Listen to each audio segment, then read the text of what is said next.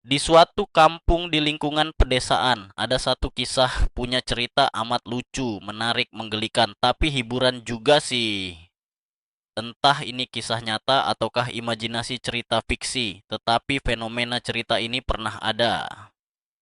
Dalam kisah cerita ini, jika terdapat inisial atau nama pemeran maupun tempat peristiwa yang sama, ini hanya kebetulan saja. Mohon maaf, bukannya disengaja. Ini hanya kisah punya cerita hiburan belaka. Sosok ODJJ dibenci, tapi ibu-ibu begitu rindu. Kisah cerita ini sudah lama sekali, tapi kali ini penulis akan mengunggahnya. Semoga ada hikmah dan manfaat bagi yang menyimak dan mengikutinya. Ini hanya berupa cerita hiburan rakyat dan lelucon sesaat. Jangan lupa like, comment, share, and subscribe. Semoga meraih rahmat dan karunia Allah Subhanahu wa Ta'ala dengan melimpahnya rezeki yang halal barokah bagi kita semua. Amin ya robbal alamin. Assalamualaikum warahmatullahi wabarakatuh. Di suatu kampung lingkungan pedesaan ada sosok ODGJ. Apa itu ODGJ artinya? Orang dengan gangguan jiwa, seseorang yang mengalami gangguan kesehatan mental atau gangguan jiwa, bisa berupa depresi atau stres. Entah dari mana sosok itu berasal, tiba-tiba muncul dan selalu berjalan kaki keliling di sekitar lingkungan rumah-rumah warga, dari jalan gang yang satu ke jalan gang lainnya, berjalan tertawa bicara sendirian. Penampilan sosok ODGJ, raut wajahnya tampak muram, muka menyeramkan, berkumis tipis, berbulu janggut memutih, dan rambutnya panjang kusut karena jarang mandi. Jarang keramas, nggak ada yang mengurusnya. Gestur tubuhnya, badan agak tinggi, tegap, nampak berotot kekar. Pakaiannya lusuh, compang-camping, celana gombrang, longgar kedodoran, dililit ikat pinggang, pakai tali plastik, kepala diikat kain. Ekspresinya mirip niru-niru laga pendekar. Sambil berjalan kaki sendirian, di pundak ngegendong ransel, menyoren pedang samurai. Begitu petang hari, Odit JJ berjalan kaki sendirian. Tujuannya entah mau kemana. Sembari celingak-celinguk, ketawa sendirian. Lengan, kedua telapak tangannya bergerak-gerak, memperagakan jurus-jurus silat, lalu melewati kumpulan kerumunan anak-anak muda yang lagi ngerumpi, nongkrong di pos kamling. Rupanya anak muda mulai curiga dan menduga ini ODGJ. Lalu mereka iseng-iseng ngerjain sambil usil bercandaan, diganggunya itu ODGJ, sembari diperolok-olok, diejek, diusik bahan tertawaan sambil berucap mengejeknya. Bisit, itu Tarzan. Pendekar apa sarang penyamun itu, bro? Waduh, bawaannya rempong begitu, gendong ransel pedang segala. Tampak ODGJ sambil berjalan, memperagakan atraksi jurus-jurus maut silatnya. Widih, itu pendekar. Jurus silatnya mirip si Cenglung. Pesilat ulung itu. Waduh, mau kemana itu dia, bro? Mau berburu hantu? Apa mau berburu susuk konde ya? Itu dia bawa-bawa pedang samurai segala. Lantas itu anak-anak menyapanya. Hai bro, nongkrong di mari bro. Itu badan kagak mandi ya? Bau apeuk tuh. Bawa-bawa ransel segala, mau kemping kemana bro? Walah, aromanya bau codot, anyep asem. Mandi luh di got melulu ya, di combran sono.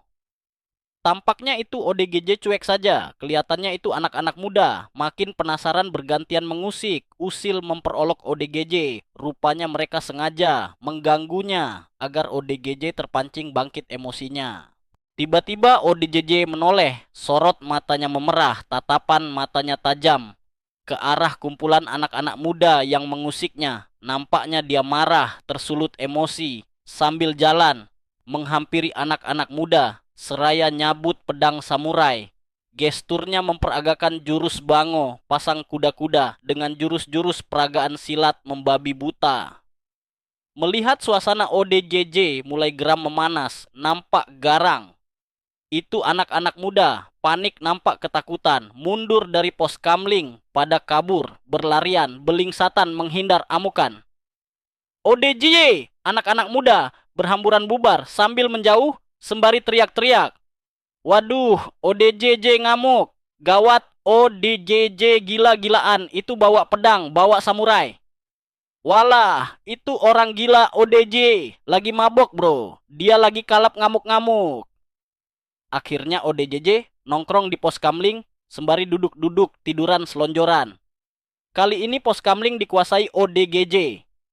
Anak-anak muda dibuat tak berdaya oleh ODGJ.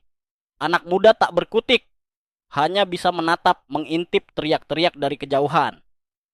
Melihat kondisi seperti itu tentunya membuat warga nampak resah. Memperhatikan sosok ODGJ berada di pos kamling sendirian. Dengan membawa senjata tajam, pedang samurai yang disoren di pundaknya. Lagian warga risih khawatir, takutnya itu ODGJ mengamuk lagi, membabi buta, lalu mengancam warga. Dengan kewaspadaan sebagian warga, menuai kekhawatiran, was-was, perasaan takut bagi warga masyarakat lingkungan, tentunya bikin warga tidak nyaman. Akhirnya ketua RT dan warga lainnya berinisiatif lalu turun tangan, membujuk ODGJ untuk ikut dibawa ke balai desa. Seraya sebagian warga berkomen ngedumel, "Waduh, ini sih gara-garanya anak-anak muda bikin ulah melulu, ODGJ diganggunya, bikin onar warga sekampung, bikin ODGJ ngamuk-ngamuk." Seketika Pak RT dengan warga di pos ronda, Action berusaha melakukan pendekatan pada ODJJ. Ternyata membujuk ODJJ tidak mudah juga. Dia berontak, dia mengamuk, dia melakukan perlawanan, nyaris mau mencabut pedangnya yang disoren di pundaknya.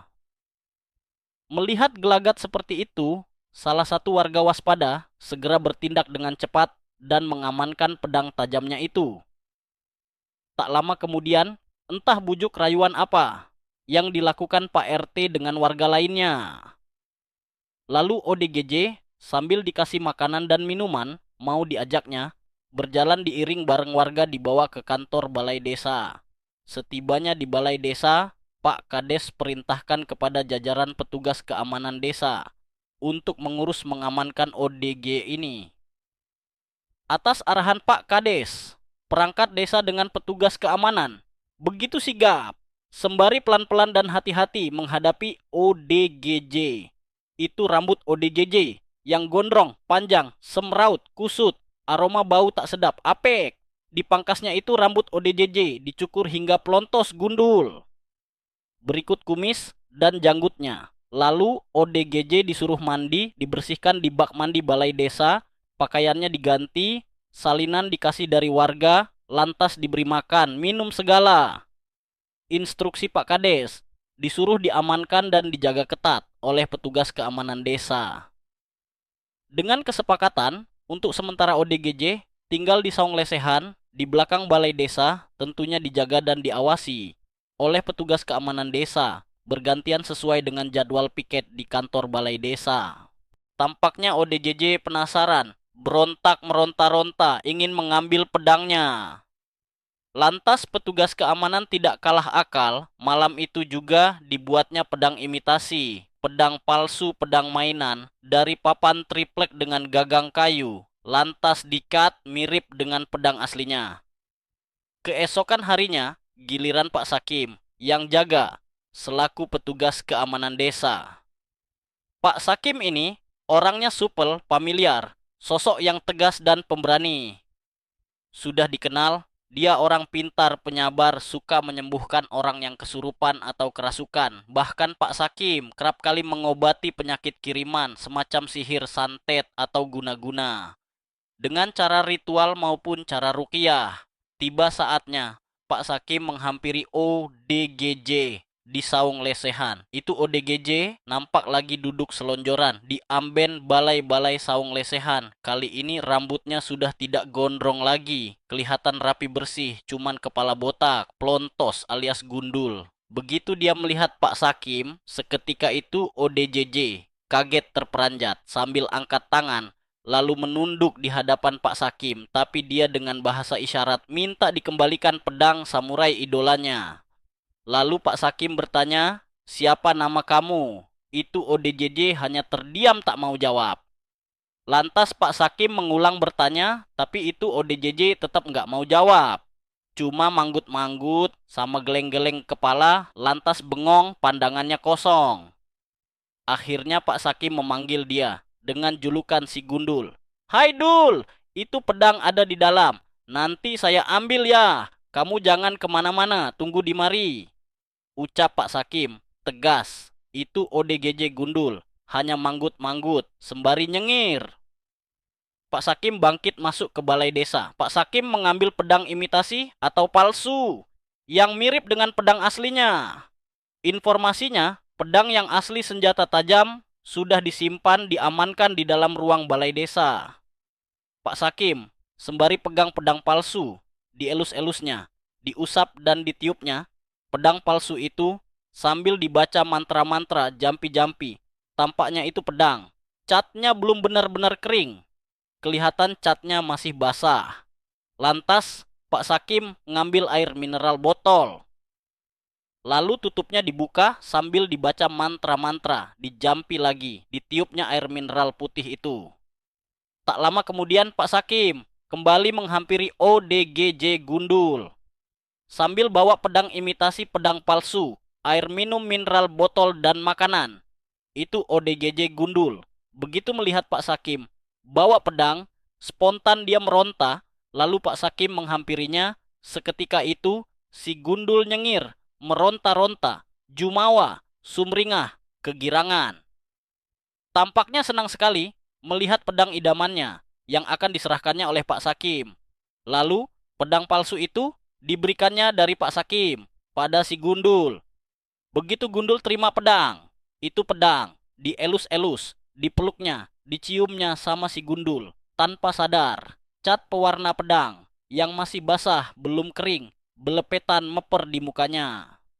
Seketika itu melihat penampakan wajah si Gundul, belepotan cat warna hitam, warna silver pada lengket di mukanya, di jidat, di hidung, di bibir, di pipi, pelipis belang-belang mirip macan tutul. Spontan Pak Sakim bersipu tersenyum malu sendirian.